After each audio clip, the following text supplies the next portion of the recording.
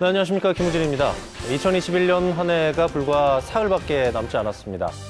해마다 이맘때면은 한 해를 결산하는 뉴스와 시상식이 이어지곤 하는데요.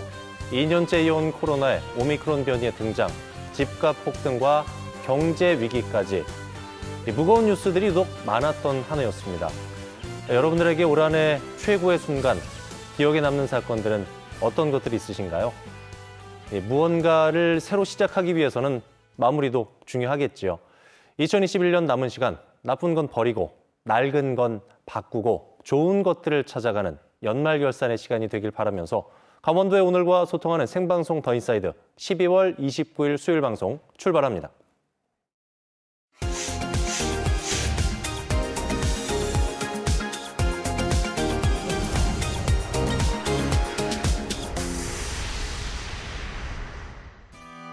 오늘 하루를 뜨겁게 달군 사건, 사고부터 놓치지 말아야 할 주요 뉴스까지 한눈에 정리해드리는 오늘의 뉴스캐스터 오서연입니다. 전국 택배 노동조합이 어제부터 무기한 총파업에 돌입했습니다. 택배 노조는 택배 노동자 과로사 방지를 위한 사회적 합의 이행을 촉구하기 위해서 총파업에 돌입했다고 밝혔는데요. 파업 인원은 전체 10%로 파업의 여파는 크진 않지만 연말 연시 택배 물량 성수기를 맞이한 만큼 택배 대란은 심화될 전망입니다. 코로나19 장기화로 어려움을 겪고 있는 도내 소상공인들이 늘어나고 있는 것으로 나타났습니다. 통계청에 따르면 도내 소상공인 사업체에서 근무하는 종사자 수는 전년보다 3만 1,000명 줄어든 19만 3천 명에 그쳤다고 전했는데요. 또한 소상공인에게 제공되는 3분기 손실보상금의 지급도 늦어지면서 소상공인들의 피해가 극심한 것으로 알려졌습니다. 국회의원과 지방선거에 출마할 수 있는 피선거권자의 연령이 만 18세로 낮아질 전망입니다. 전개특위는 피선거권자의 연령을 현행 25세에서 만 18세로 하향 조정하는 공직선거법 개정안을 의결했는데요. 이에 따라 내년 3월 9일 대선과 함께 치러지는 재보궐선거부터는 만 18세 이상부터 국회의원과 지방자치단체장 등의 선거 출마가 가능해지게 됩니다. 내년 3월부터 전기, 가스, 보험료 등의 공공요금이 인상됩니다. 한국전력은 내년 4월과 10월 두 차례에 걸쳐 기준 연료비를 킬로와트당 총 11.8원 인상한다고 전했는데요. 이는 작년 대비 10.7% 높아진 수치로 가스요금과 실손보험료도 줄줄이 인상될 것으로 예고되면서 서민들의 시름이 깊어지고 있습니다. 지금까지 오늘의 뉴스캐스터 오서연이었습니다.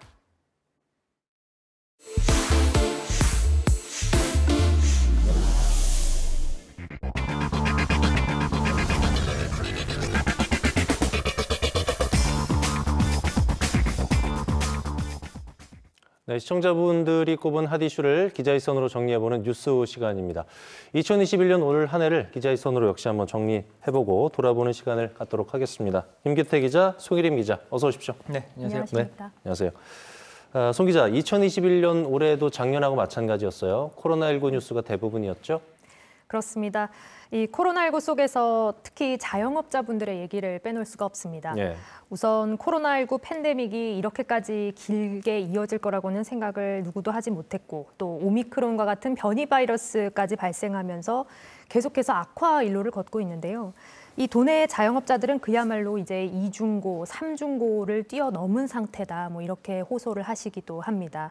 최근에 작성된 통계에 따르면요. 이 우리나라 전체 취업자 중 자영업자 비율이 20% 아래로 좀 떨어졌습니다. 이는 통계 작성 이래 처음 있는 일인데요. 강원도 내 상황도 마찬가지입니다. 취재 갔던 현장에서 직접 들었는데 이제 강원도 후문의 경우에서 한 음식점의 대표님께서 말씀을 해주시기를 평소 점심시간대 같았을 경우에는 한 테이블이 한 20번은 좋게 돌았을 경우인데 반의 반도 안 된다는 겁니다. 이제 상황이 이렇다 보니까 매출은커녕 임대료조차 낼 수 없는 그런 상황인데요. 때문에 도내 자영업자 역시 지난해 같은 기간보다 실제로 10,000명 이상 줄었습니다. 네. 최근에는 또 사회적 거리 두기가 다시 강화도 됐고 또 백신 패스 적용까지 겹치면서 경영은 더 힘들어지는데 결국 이제 휴업이나 폐업의 사태까지 이르게 됐습니다. 자영업자분들 참 안 그래도 어려운 가운데 올 한 해도 코로나19 때문에 많은 어려움이 있었던 한 해였던 것 같은데 참 어려운 것 같아요. 한 해 동안 방역과 경제 이 사이에서 여러 가지 고민들이 많았던 한 해가 아니었나 싶습니다. 김 기자 어떻게 보고 계세요? 네, 앞서서 송혜림 기자가 말씀드렸던 것처럼 자영업자들이 줄도산 위기에 처하자 이제 정부가 꺼내든 것이 다들 알고 계시지만 재난지원금 형태 이런 현금 지급인데요. 거리두기 강화 등으로 인해서 이 손님이 계속 줄면서 자영업자를 비롯한 소상공인들이 무너지는 것을 좀 급하게라도 좀 막아보자는 취지에서 진행이 됐습니다. 올해도 지난 9월이었었죠. 소득 하위 88% 국민들에게 1인당 25만 원씩 코로나 상생 국민 지원금 명목으로 지원금이 지급이 됐었습니다. 또 앞서 8월에는 저소득층에 한해서 추가로 1인당 10만 원씩이 또 지급이 됐었고요. 또 이와는 별도로 상생소비 지원금 명목으로 많이들 알고 계시겠지만 월간 카드 사용액이 올 2분기 월 평균 사용액보다 3% 이상 증가 시 초과분의 10%를 캐시백으로 최대 20만 원까지 환급해주는 정책도 시행이 됐었습니다.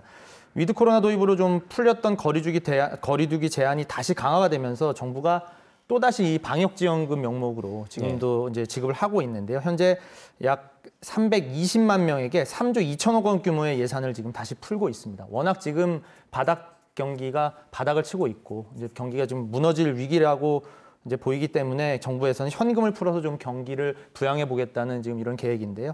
당장 사실 이 급한 불을 끌 수는 있겠지만 앞서서 송혜림 기자가 말씀드렸던 것처럼 코로나19가 언제 종식될지 모르는 상황인 만큼 이 소상공인을 비롯해서 곳곳에서는 지금도 생존의 위협을 계속해서 호소하고 있는 이런 안타까운 상황이 이어지고 있습니다. 네.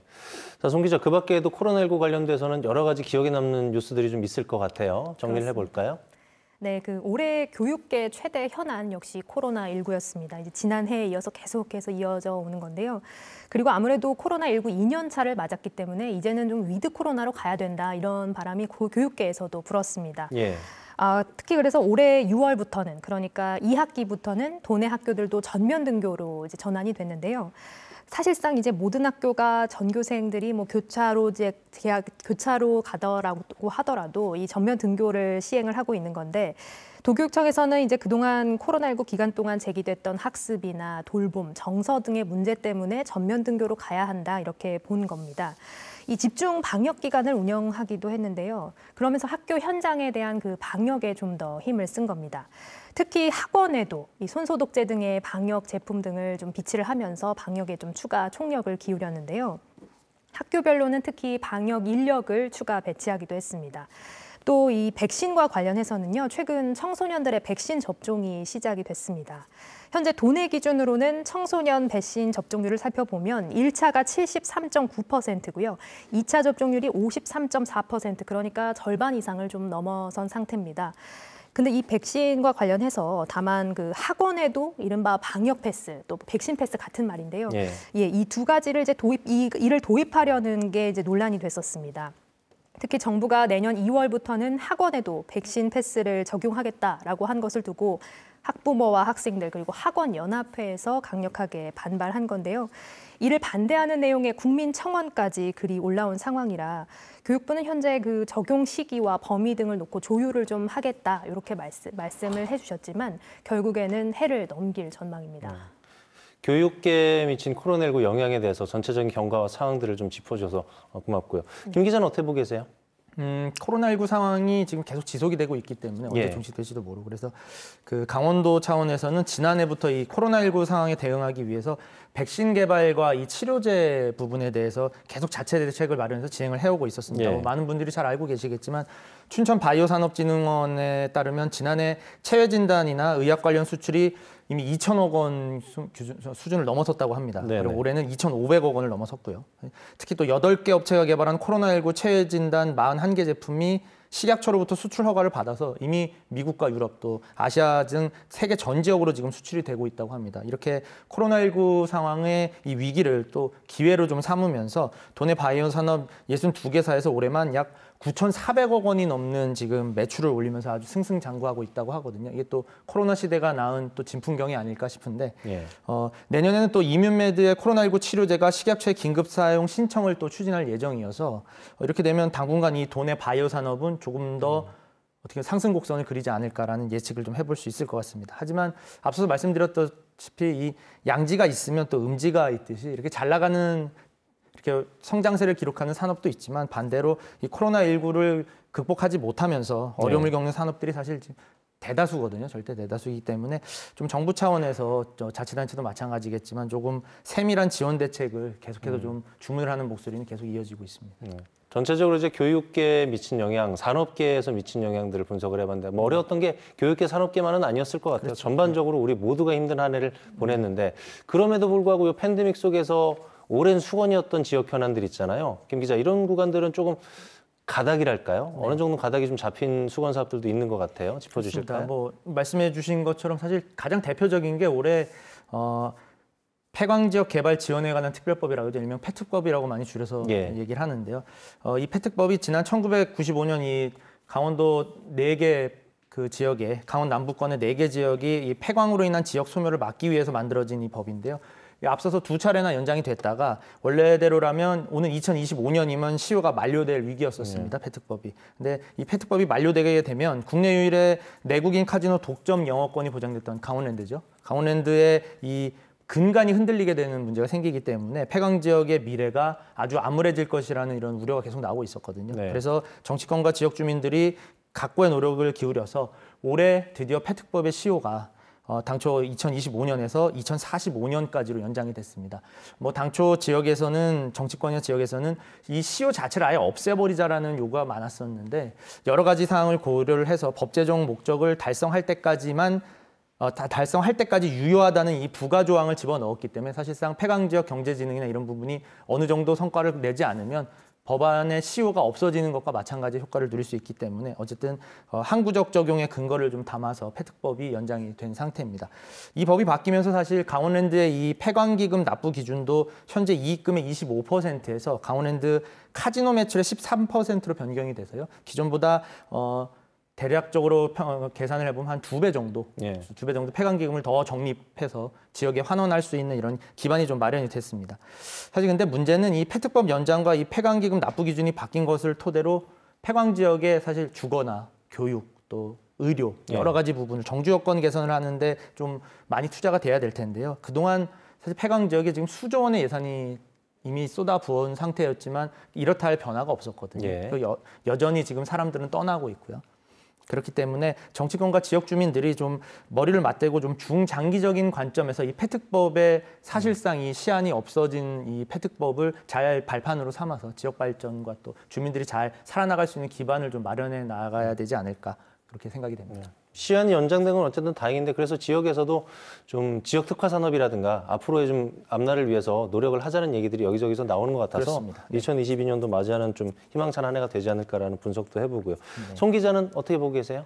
네, 또 강원도의 오랜 수건 사업이었던 그 알펜시아 매각도 사실상 마무리가 됐습니다. 강원도 개발공사와 KH 강원개발이 지난 8월 알펜시아 리조트 자산 양도 양수 계약을 체결한 건데요. 매각 대금은 7,115억 원입니다. 내년 2월에 이제 잔금 완납과 또 소유권 이전이 남아있기는 하지만 본계약까지 체결된 만큼 또 큰 변수가 없는 한 이 알펜시아는 이제 강원도의 기존 애물단지에서 이제는 KH그룹의 자산으로 넘어가게 됐습니다. 알펜시아 리조트는 그 평창 동계올림픽 유치를 위해서 강원도가 만든 건데요. 워낙 이 규모가 방대하다 보니까 조성 과정에서 그 많은 부채가 발생을 했었고 또 이로 인한 이자를 하루 최대 수천만 원씩 부담하면서 이제 혈세 먹는 하마라는 오명을 쓰기도 했습니다. 매각 과정에서 수차례 유찰이 되면서 각종 논란에 휩싸이기도 했었지만 이제 매각이 사실상 마무리 단계에 놓인 만큼 그동안 그 알펜시아 때문에 본연의 사업을 하지 못했던 그런 강원도 개발공사도 조금 더 뭐 활발하게 주택 건축이랄지 아니면 산업단지 조성 등에 매진을 할 수 있을 걸로 보입니다. 네, 코로나 팬데믹 속에서도 어느 정도 좀 그래도 윤곽을 잡았던 지역 현안들에 대해서 짚어봤고요. 송 기자, 우리 지원 보도국 기자들이 발로 뛰면서 취재한 그 뉴스들 가운데 기획 보도 가운데서 사회적 반향을 일으킨 보도들도 좀 있었어요. 정리를 해주실까요? 네, 그렇습니다. 우선 지난 7월에 있었던 일인데요. 7월 당시 오전 한 11시쯤부터 춘천시 동면 소양 취수장 취수 펌프에 가압 밸브 연결 부위가 파열되는 사고가 발생했습니다. 이 사고로 오후 2시부터 해당일 오후 2시죠. 그때부터 신사우동과 서면, 신부급을 제외한 춘천 도심 대부분 지역에 수돗물 공급이 이루어지지 못했던 사건이 있었습니다. 당시 춘천시는 사고 2시간 반 뒤, 그러니까 단수 조치가 된 지 30여 분이 지난 시점에서 재난 문자를 통해 단수 여부를 시민들에게 알렸었는데요.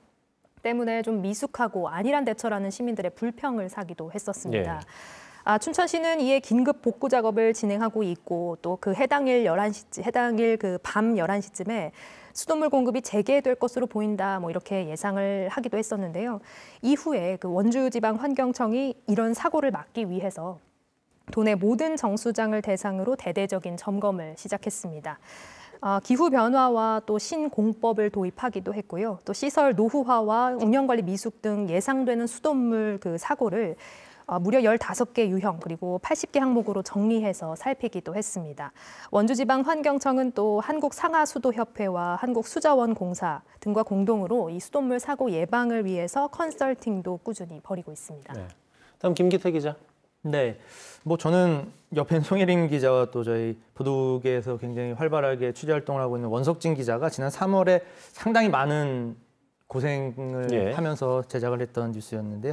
코로나 재활용품 기사를 좀 한번 꼽고 싶습니다. 거리두기 강화 등으로 거리두기 강화 또 우리 코로나19가 장기화되면서 사실 배달 음식이나 밀키트 배달 이런 거 많이 지금 시켜서 많이 하고 계시잖아요. 근데 이렇게 되다 보니까 관련된 쓰레기 문제가 지금 계속해서 지금도 많이 발생을 하고 있지만 당초에 그런 취지에서 이제 기획이 됐던 기사였었는데요. 어쨌든 이 음식을 담았던 플라스틱 용기는 물론 또 일회용 수저, 또 냉장 음식을 담는 스티로폼 용기, 거기에 안에 담긴 냉각제까지 포함을 해서 정말 엄청난 쓰레기가 매일 발생하고 있었기 때문인데요. 평년 같은 기간에 당시에 조사를 봤더니 도내 재활용품 배출 상황이 하루에만 평균치보다 100톤씩이 지금 늘어나고 있다는 상황이었습니다. 일주일이면 700톤이고. 한 달이면 3,000톤이 넘는 상황이기 때문에 엄청난 양이었었는데요. 그래서 감염병 예방을 위해서는 좀 어쩔 수 없는 선택이기도 했겠지만 반면에 우리가 어떤 방식으로든 이 플라스틱 쓰레기나 재활용 일회용품을 좀 줄여나가는 좀 노력이 좀 필요하겠다라는 취지에서 시작이 됐었는데요. 이런 인식들이 좀 기사 보도 이후에 많은 지역 도민들에게도 이렇게 경종을 좀 울리면서 같이 좀 동참을 이끌어냈고요. 또 학교와 가정, 또 소모임을 중심으로 해서 플라스틱 일회용품 사용을 좀 획기적으로 좀 줄여보자. 그리고 좀 다시 사용하는 방법도 찾아보자. 이렇게 해서 제로 웨이스트 운동에 대한 팔로워도 굉장히 상당히 많이 좀 진행이 됐었습니다. 물론 이후에 또 강원도 차원에서는 기존의 환경부 정책과 발을 맞춰서 투명 페트병을 따로 모아서 이게 재가공을 해서 의류 등에 활용하는 방식도 소개되면서 상당히 큰 반향을 일으켰던 기사가 있었습니다. 시청자 여러분들에게 전달되는 뉴스가 보통 한 1분 30초에서 2분 남짓이잖아요. 그렇죠. 네. 짧은 시간에 전달을 해야 되기 때문에 취재한 내용들 자체를 김 기자 다 전달하지 못하는 경우도 많이 있을 것 같아요. 그 시간 안에 담아내지 못하니까. 그렇죠. 네. 되돌아보면은 올 한해 2021년도 취재했던 내용들 중에 기억에 남는 인물, 내지는 기억에 남는 취재 현장, 뉴스 어떤 게 있을까요? 올 한해도 어쨌든 지난해와 마찬가지로 코로나19 관련 소식들이 사실 상당히 주류를 이루었었기 때문에 저도 역시 코로나 관련된 내용이긴 한데 조금 다른 측면에서 코로나19가 장기화되면서 사실 학생들이 한동안 학교를 잘 못 가는 경우가 많았었고요. 또 그러다 보니 학교도 못 가는데 문화활동이라고는 더더욱 할 수가 없는 여건이었었기 때문에 그래서 이런 학생들을 위해서 이 문화예술인들이 진행한 나눔 활동이 좀 기억에 좀 남습니다. 이제 한국화가협동조합이 강원도 또 강원도교육청과 함께 좀 진행했던 사업인데요.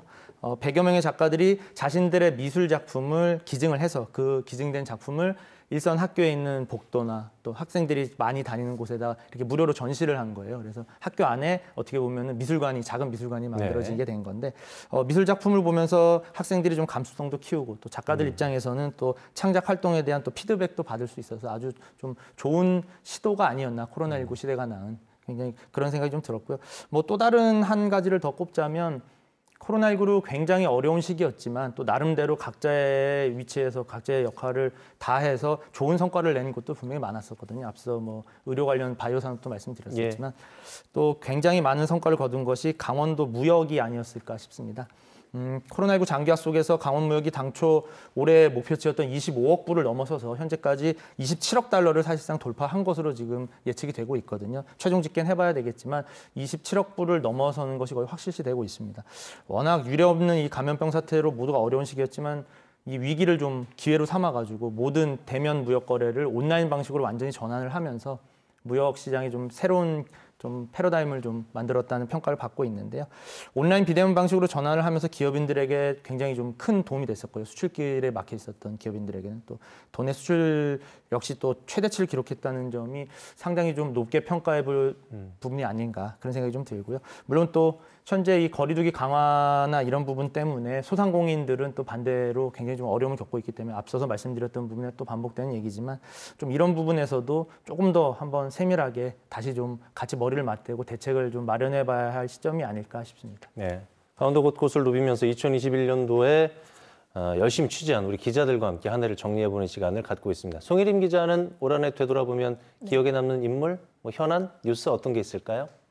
아무래도 제 출입 쪽이 교육계다 보니까 이제 다사다난했던 교육계 현장을 좀 더 전해드리고 싶습니다. 예. 그 모두가 다 힘들었긴 했지만 특히 도내 대학들도 많이 힘들었거든요. 그 강원도 내 대학은 학생들의 중도 이탈 비율이 또 유독 높습니다. 재수나 반수 또 편입을 위해서 학교를 빠져나가는 학생들이 좀 많은 건데요. 심한 곳은 10명 중 1명 꼴입니다. 예. 네, 강원대뿐만 아니라 전국 국공립대학교가 사정이 비슷하고요. 또 대부분 중도 이탈 학생 비율이 3%를 웃도는데 거점 국립대 중 강원대학교는 제주대학교에 이어서 두 번째입니다. 예. 네, 또 국립대만의 얘기도 아닌 게 도내 사립대 중 비율이 높은 곳은 9%대를 보이기도 했습니다. 또 계속해서 늘고 있고요. 여기에다가 또 지난해 도내 대학의 외국인 재학생 등록 비율도 좀 낮았습니다. 이 온라인 수업 위주여서 코로나19로 비대면 수업이 좀 많아지다 보니까 어학을 배우러 굳이 여기까지 올 필요가 없다 이렇게 판단한 것으로 조심스럽게 추산이 됩니다.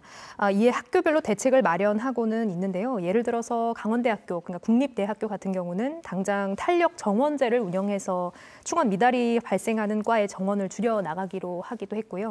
또 일부 사립대학에서는 각 학생의 그 취업 역량을 늘리기 위해서 복수 전공을 필수화한다거나 또 공영형 사립대 정책으로 투명한 학교 경영을 하겠다 이렇게 선언한 학교도 있습니다. 전문가들 역시 이 강원도만의 특색을 살린 학과를 좀 개발해야 한다 이렇게 목소리를 모으고 있는 만큼 실효성 있는 대책 마련이 좀 시급해 보입니다. 자, 기자들과 함께 올 한 해를 정리해보는 시간을 가져봤습니다. 2021년도 며칠 안 남았는데 정리하는 소감도 좋고요. 또 새해 기자의 시선으로 좀 들여다보고 싶은 부분, 또 관심 있는 부분 어떤 건지 들어보도록 할게요. 송 기자. 네. 지난해에도 이 같은 자리에서 좀 말씀을 드렸던 것 같은데요. 코로나19 때문에 유독 좀 어두운 뉴스만 좀 전해드린 것 같아 아쉬웠다 이렇게 말을 했던 기억이 나는데 1년 뒤인 꼭 같은 날 또 같은 말을 하게 된 것 같아서 좀 우려가 큽니다. 교육계는 교육계대로 또 말씀해 주신 대로 경제계는 경제계대로 많이 어려움들이 많았는데요. 다만 달라진 게 좀 있다면 서로가 겪어봤으니까 어떻게 하면 이 타개할 수 있을지 이런 방안들을 좀 같이 마련한 한 해였다라고 생각이 듭니다. 대표적인 예로 이 교육계에서는 온오프라인 수업을 병행하면서 또 학교가 오히려 안전한 곳이다라는 그 인식을 좀 널리 퍼뜨리기 위해 방역 수칙을 좀 강화한다거나 이렇게 활동을 해왔는데요. 때문에 교내 전파가 많이 없었고 다행히 그런 식으로 위드 코로나 속에서도 모두의 우려를 불식시킬 수 있었습니다. 우선 지금 강원도 내 교육계를 포함한 전국 상황이 동일하지만 그 비정규직 근로자들의 처우 개선 문제도 지금 남아 있습니다. 그래서 하루빨리 해결됐으면 하는 바람이 있고요. 시도별 상황이나 여건이 다르지만 또 이렇게 타개해 나갈 수 있는 방책이 분명히 있을 거라고 보여집니다. 때문에 서로의 입장을 충분히 공유하고 또 최대한 빨리 모두가 만족할 수 있을 만한 그런 결론을 도출해내기를 좀 바라고 있습니다. 네. 올해 연말도 역시 코로나에 관련해서 얘기를 많이 했었고 작년 연말에도 그랬는데 역시 잠깐 짚어주셨는데 달라진 점은 뭘 해야 될지 알겠고 덜 당혹스럽고 표현이 좀 그렇습니다만 맷집이 좀 생긴 느낌? 그래서 우리가 개인 방역 수칙부터 해서 지켜야 될 것들을 지키면 또 내년에는 또 희망적인 뉴스가 더 많이 생산되지 않을까라는 생각도 해보고요. 김 기자 정리해 주실까요? 짧게? 아마 다들 비슷한 생각들 하고 계실 것 같은데요. 역시 저는 내년에 좀 기대할 만한 소식은 역시 코로나19가 좀 종식이 돼서 이런 관련된 뉴스들이 좀 아주 연일 나왔으면 하는 그런 바람을 좀 가지고 있습니다. 네. 계속 뭐 지금도 확산하고 있지만 오미크론 변이 역시 좀 진정이 되고요. 예. 관련 백신이나 또 치료제가 아주 큰 효과를 거두면서 이제는 좀 마스크도 안 쓰고 예. 외출도 하고 여기저기 여행도 다니고 예. 만나고 싶은 친지 지인들 만나서 같이 모임도 편하게 하면서 살 수 있는 좀 그런 세상이 내년에는 좀 빨리 다가왔으면 하는 그런 소식들이 많이 전해질 수 있는 새해가 됐으면 하는 바람입니다. 내년 연말에 희망적인 뉴스를 가지고 새 두 기자와 함께 한 해를 마무리할 수 있었으면 좋겠습니다. 김기태 기자, 송혜림 기자 수고하셨습니다. 네, 생방송 더 인사이드 저희가 준비한 소식은 여기까지입니다. 저희는 내일 저녁 다시 찾아뵙겠습니다. 편안한 저녁 보내십시오. 고맙습니다.